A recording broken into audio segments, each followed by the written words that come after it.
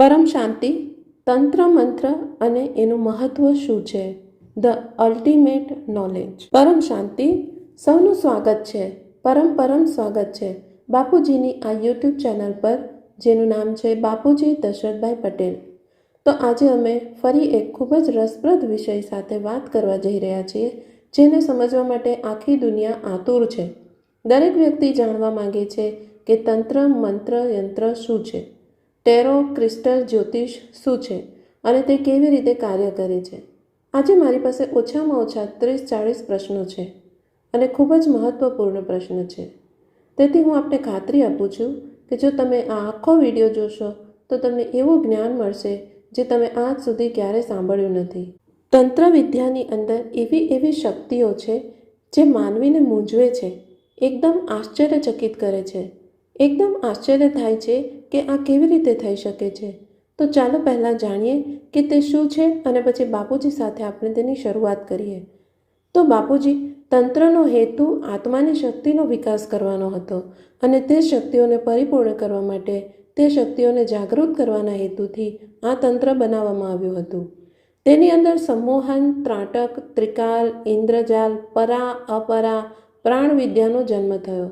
વશીકરણ, hypnotism, વિશેષણ, ઉચ્ચાટન, સ્તંભન આ પણ તંત્ર દ્વારા થાય છે. આમાં માણસ પ્રાણી બને છે, અદૃશ્ય થઈ જાય છે. તે એક સાથે 5 જુદા સ્વરૂપો લે છે. મહાસાગરને પાર કરી નાખવું, વિશાળ પહાડને ઉપાડી લેવો, આ લાખો કિલોમીટર દૂર સુધીની વાત સાંભળી લેવી, આવા ઘણા કાર્યો તંત્રને કારણે શક્ય છે. તેથી હું આ જાણવા માંગુ છું. જો કે ઘણી વસ્તુઓ છે, પણ બાપુજી, શરૂઆત તમારાથી કરીએ કે તે ક્યાંથી ઉદ્ભવ્યું, શા માટે ઉદ્ભવ્યું અને શા માટે સમગ્ર વિશ્વ આજે તંત્ર પાછળ પાગલ છે. બાપુજી કહે છે, જુઓ, તંત્ર મંત્રના સર્જક મહાદેવજી છે. આ બધું તંત્ર મંત્રનું જ્ઞાન મહાદેવજીએ પોતે આપ્યું હતું. બધું ભગવાન શિવથી જ શરૂ થયું. હા, શિવ એટલે શંકર. શિવ શંકરનું રૂપ છે. તો ભક્તિ માર્ગ પર ચાલનારા માને છે કે શિવ શંકર એક જ છે. તો મહાદેવે આ બધું બ્રહ્માંડના પ્રથમ પરાર્ધમાં શરૂ કર્યું હતું. આપણા બ્રહ્માંડનો બીજો પરાર્ધ અત્યારે ચાલી રહ્યો છે. બીજા પરાર્ધને 198 કરોડ વર્ષ થઈ ગયા છે. તો આના પહેલા પરાર્ધમાં જ્યારે શંકરજીની જરૂર હતી, તો શિવશંકરે સૌ પ્રથમ શુક્રાચાર્યને આ તંત્ર મંત્ર વિદ્યા આપી હતી. શુક્રાચાર્યને શીખવ્યું. શુક્રાચાર્ય રાક્ષસોના ગુરુ છે, તેથી તેમણે રાક્ષસોને શીખવ્યું. પહેલાં દેવતાઓની વિદ્યા તો હતી જ. આના પહેલાં દેવતાઓની ઉપાસના માટે મંત્રો હતા. દેવતાઓના મંત્ર જુદા હતા. તો આ તંત્ર મંત્રને મેલી વિદ્યા કહેવાય છે. આને વામપંથ કહે છે. મહાકાળીની ઉપાસના, આ બધી વસ્તુઓને વામપંથ કહેવાય. તો એમના માટે મંત્ર હતા અને આમના માટે તંત્ર હતું. મહાદેવે આ તંત્ર મંત્ર રાક્ષસો માટે આપ્યું હતું. જેમ તેઓ પહેલાં દેવતાઓને આહ્વાન કરતા હતા, દેવતાઓને બોલાવીને હવન કરતા હતા અને હવનમાં દેવતાઓને હવિષ આપતા હતા. આ હવિષ તે દેવતાઓનો ખોરાક છે ને. પહેલાં એવું હતું. પહેલા પરાર્ધમાં દેવતાઓને બોલાવવાની વિધિ હતી. પહેલા પરાર્ધમાં જ્યારે રાક્ષસો ઉત્પન્ન થયા ત્યારે ઘણી બધી નકારાત્મકતા સર્જાઈ. પછી ધીમે ધીમે આ મંત્રતંત્ર, આ બધું રાક્ષસો માટે જ સર્જાયું. તેથી મંત્રતંત્ર જે વિદ્યા છે, ઉદાહરણ તરીકે કોઈ પણ રાક્ષસ માટે, પિશાચ માટે, આ બધી અપ્સરાઓ માટે, વિવિધ દેવી દેવતાઓ માટે મંત્રો અલગ છે અને આ મંત્ર અને તંત્ર અલગ છે. આ રાક્ષસો માટે છે. તો આ બધી શક્તિઓ કેવી રીતે કામ કરે છે? બધા જાણે છે કે અસુરો મહાદેવની પૂજા કરે છે. અસુરો હંમેશા વિષ્ણુની વિરુદ્ધ રહે છે અને જ્યારે દેવો અને દાનવો વચ્ચે યુદ્ધ થાય છે, આ લોકો દેવતાઓની શક્તિને નબળી પાડવા માટે મંત્રતંત્રનો ઉપયોગ કરે છે અને મંત્રતંત્રના ઉપયોગને કારણે જ આ રાક્ષસો જે 7 પાતાળમાં હોય છે, ત્યાંથી તેઓ પૃથ્વી પર આવે છે. બ્રહ્માની પણ પૂજા કરે છે. તંત્ર મંત્રની શક્તિથી બ્રહ્માપુરી સુધી પહોંચે છે. બાબુજી, મારો મૂળભૂત પ્રશ્ન એ છે કે તે બનાવવામાં જ શા માટે આવ્યું? તે રાક્ષસો માટે બનાવવામાં આવ્યું હતું, કારણ કે રાક્ષસોની શક્તિ ધીરે ધીરે નબળી પડતી જાય છે. તો રાક્ષસોની શક્તિ કેવી રીતે વધી શકે? આથી રાક્ષસોને આહ્વાન કરવા માટે આ મંત્રતંત્રનો ઉપયોગ કરવામાં આવે છે. આ આસુરી વિદ્યા છે. જેમ મેં કહ્યું, પહેલાં દેવતાઓ માટે મંત્રો હતા, શ્લોક હતા, તે અલગ હતા. પરંતુ જ્યારે આત્મામાં શક્તિ હતી તો પછી આ વસ્તુઓની શું જરૂર હતી? જુઓ, ઉપર 14 લોકમાં દેવતા રહે છે, 7 પાતાળમાં અસુર વસે છે. અસુરોને દેહભાન અધિક હોય છે. તો જો આ દેહભાનવાળી વસ્તુઓ માટે મંત્રતંત્ર છે, તો આ દેહભાનવાળી વસ્તુઓ શું છે? આસુરી વિદ્યા, ભૂત પ્રેત અને પિશાચ, આ બધા આસુરી વૃત્તિવાળા હોય છે. તેથી તેમની શક્તિઓને જાગૃત કરવા માટે આ મંત્રતંત્રનો પ્રયોગ મહાદેવજીએ શુક્રાચાર્યને પહેલા પરાર્ધમાં શીખવ્યો. કારણ કે રાક્ષસો નીચે પડી રહ્યા હતા. રાક્ષસોમાં શક્તિ ન હતી અને રાક્ષસોના ભગવાન મહાદેવ છે. હવે રાક્ષસો મહાદેવ પાસે વારંવાર જતા હતા. શુક્રાચાર્ય પણ જતા હતા. દેવતાઓ દ્વારા દાનવોનો વારંવાર પરાજય થતો હતો. દેવતાઓ અને અસુર વચ્ચે હંમેશા યુદ્ધ ચાલતું હતું. દેવાસુર સંગ્રામ હંમેશા થાય છે અને રાક્ષસો હારતા હતા. ત્યારબાદ રાક્ષસોના કલ્યાણ માટે આ મંત્રતંત્રનો જાપ હતો. પરંતુ વાસ્તવમાં મનુષ્ય ધીમે ધીમે તેને અપનાવી લીધું.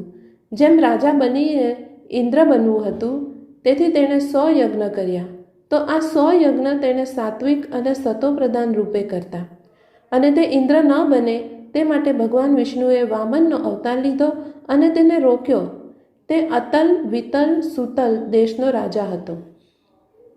તે પાતાળ લોકનો હતો.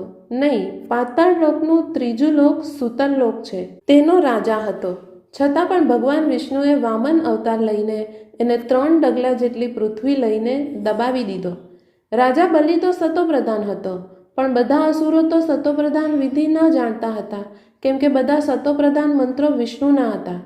હવે વિષ્ણુની ઉપાસના તો અસુરો ન કરે, એટલે વિષ્ણુના બધા મંત્ર દેવતાઓ માટે હતા. અસુરોના ભગવાન મહાદેવ હતા, એટલે પશુપતિનાથ, પશુઓનો પતિ.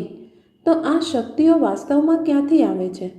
જેમ કે મંત્ર સૂક્ષ્મ જગતમાં હોય છે, તો કોઈ પણ મંત્ર કોઈ પણ દેવતાઓ માટે બોલે કે અસુરો માટે બોલીએ, તો જે દેવતા કે અસુર માટે જે મંત્રો બનાવવામાં આવ્યા તે મંત્ર એમને ટચ થાય છે.